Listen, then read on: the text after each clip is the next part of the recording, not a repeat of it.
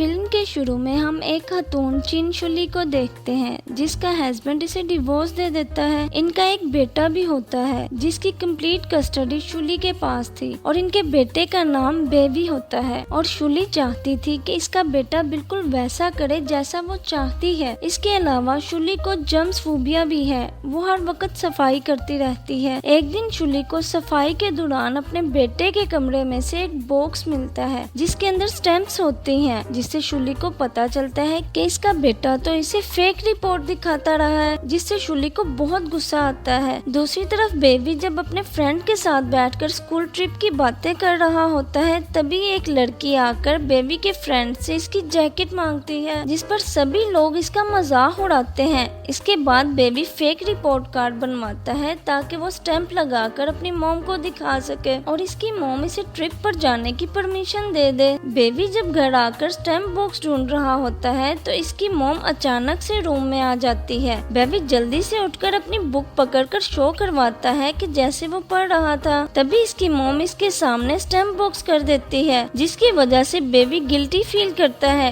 क्योंकि इसकी मॉम को इसका सीक्रेट पता चल गया था, जिसकी वजह से गुस्से में आकर इसकी मॉम इसकी ग्रेजुएशन ट्रिप कैंसिल कर देती है, जिस पर बेबी को गुस्सा आता है और कहता है कि आपकी जगह अगर मेरे डैड होते तो वो मुझे जरूर जाने देते। शुली गुस्से से चली जाती है और सारी रात जागने के बाद जब वो अपने बेटे का गुस्सा खत्म करने के लिए इसका दरवाजा खटखटाती है तो इसे कोई भी जवाब नहीं देता। इसके बाद शुली सिगरेट खरीदने के लिए स्टोर में चली जाती है। वहाँ पर ये एडवर्टाइजमेंट सुनती है जिसमें बच्चों को रिमोट के जरिए कंट्रोल करने का बताया जा रहा था। तभी इसके सामने वही एडवर्टाइजमेंट वाला आदमी आकर इससे पूछता है क्या आप इसमें इंटरेस्टेड हैं? इसके बाद हम बेबी को देखते हैं जो लेट सोकर उठता है और जल्दी से तैयार होकर जब स्कूल जा रहा होता है तो रास्ते में एक लड़के से टकराता है और जल्दी से टैक्सी में बैठता है। टैक्सी का ड्राइवर इसे सारे रास्ते बातें करता है, जिससे बेबी को महसूस होता है कि उसने ये दिन कल भी गुजारा है। इसके बाद जब वो अपने दोस्तों के साथ बैठा होता है तो वही कल वाली लड़की इससे जैकेट मांगती है। ये सब देखकर इसे बहुत अजीब लगता है। बेबी जल्दी से घर आकर बेड के नीचे से बॉक्स ढूंढता है, बॉक्स इसे मिल जाता है। इसके बाद वो फेक रिपोर्ट कार्ड लेकर इस पर स्टैंप लगा लेता है क्योंकि वो अपना दिन कल की तरह नहीं गुजारना चाहता था। वो रिपोर्ट कार्ड जब अपनी मॉम को दिखाता है तो उसे डांटने की बजाय परेशान हो जाती है कि मेरा बेटा मेरे साथ झूठ बोल रहा है। फिर शुली से डिनर करने का बोलती है। अब अगले दिन जब ये लेट उठता है तो सेम पहले जैसा दिन गुजारता है। जब वो डेट पूछता है तो वो भी सेम होती है, जिस पर बेबी सोचता है कि शायद मैं टाइम लूप में फंस गया हूँ। अब जब ये रिपोर्ट कार्ड अपनी मॉम को देता है तो वो कहती है मुझे इस पर यकीन नहीं है, मैंने तुम्हें 3 मौके दिए ताकि तुम अपनी गलती सुधार सको,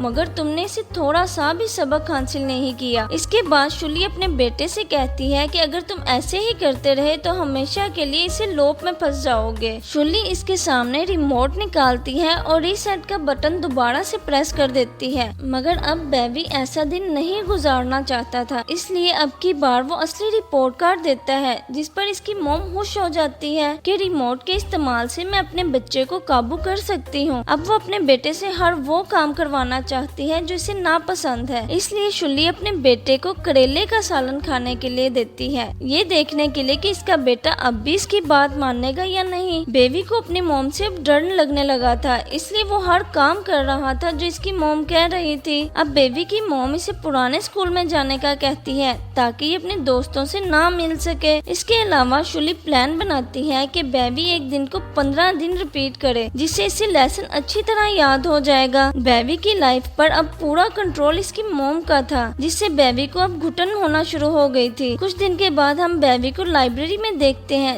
जहाँ वो एक लड़की चिन फैनलैंड से मिलता है। ये दोनों जुडो और पेंटिंग को पसंद करते थे, इसलिए दोनों बहुत अच्छे दोस्त बन जाते हैं। बेबी एक दिन फैनलैंड को मिलने इसके घर चला जाता है। फैनलैंड और बेबी अब टेरेस पर जाकर वाटर गन की मदद से पेंटिंग करते हैं। फैनलैंड बेबी को बताती है कि न्यूयॉर्क जाकर आर्ट की स्टडी करना मेरा ड्रीम है। दूसरी तरफ हम शुली को देखते हैं जिसे बेबी की क्लास टीचर कॉल करके पूछती है कि बेबी आज स्कूल क्यों नहीं आया। जिस पर शैली जल्दी से बेबी के फोन को ट्रेस करके पता चला लेती है कि ये कहाँ पर है। इसके बाद बेबी जब घर वापस आता है तो इसकी मॉम इसे लाइब्रेरी जाने और लड़की से मिलने से मना कर देती है। बेबी अपनी मॉम से सॉरी करता है मगर वो नहीं मानती और रीसेट का बटन दबा देती है। अगले दिन जब बेबी फैनलैंड को मिलने इसके घर जाता है तो इसे पहचानने से इनकार कर देती है, जिसकी वजह से वो बहुत ज्यादा टेंशन लेकर बीमार हो जाता है। इसके बाद हम कुछ साल आगे का सीन देखते हैं जिसमें बेबी बड़ा होकर हाई इनकम जॉब पर लग गया है और अब अपनी मॉम के साथ भी नहीं रहता, मगर इसकी मॉम अभी भी इसकी लाइफ में बहुत ज्यादा इन्वॉल्व थी। एक दिन इसकी मॉम इसके लिए एक लड़की पसंद करती है और उसे डिनर पर इनवाइट करती है ताकि दोनों मिलकर एक दूसरे से बात कर सके। जब बेबी की मॉम इन्हें बात करने के लिए अलग करती है तो लड़की बेबी से कहती है कि मुझे तुम बिल्कुल भी अच्छे नहीं लगे, इसलिए मैं तुम्हें अपना लाइफ पार्टनर नहीं बना सकती। जिसे सुनकर बेबी खुश हो जाता है क्योंकि वो अभी तक फैनलैंड को नहीं भूला था, वो आज भी उसे याद करता था। घर जाकर बेबी जब इंटरनेट पर फैनलैंड के बारे में सर्च करता है तो इसे पता चलता है कि फैनलैंड तो न्यूयॉर्क में बहुत बड़ी आर्टिस्ट बन चुकी है। अब इसकी पिक्चर देखकर इसे अपने चाइल्डहुड के दिन याद आते हैं और इन्हीं में खो जाता है। इसी के साथ फिल्म खत्म हो जाती है। Please subscribe and like my channel.